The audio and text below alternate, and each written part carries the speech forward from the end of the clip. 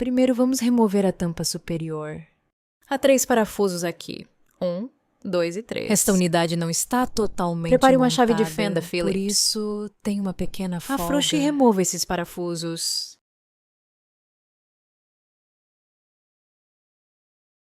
Remova também o parafuso Phillips do outro lado.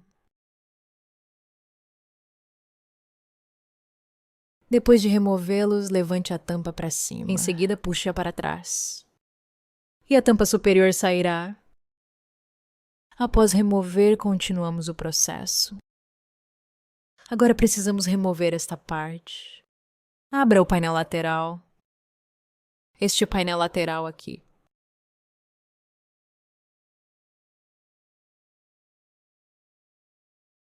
Há mais um parafuso aqui. Remova este parafuso também. Depois de removê-lo, segure o painel e balance suavemente. Basta balançar levemente. Depois empurre-o para trás.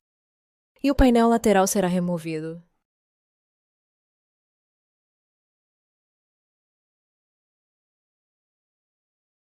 Use novamente a chave Phillips. Afrouxe este parafuso.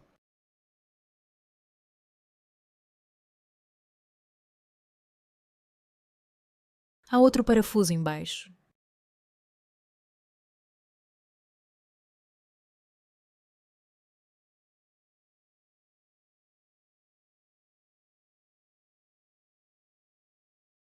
Agora remova este conector.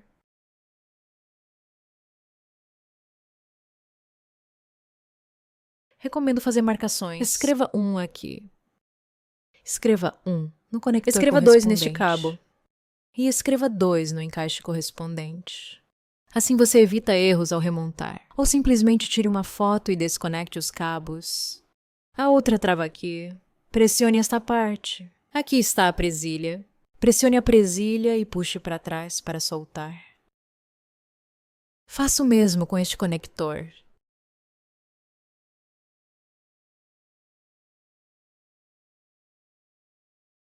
Remova o parafuso inferior.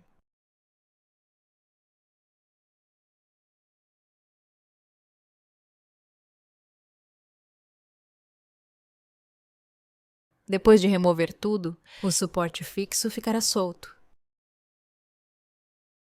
Esta parte aqui.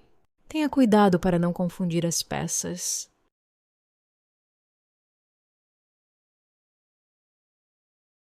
Continue removendo o restante.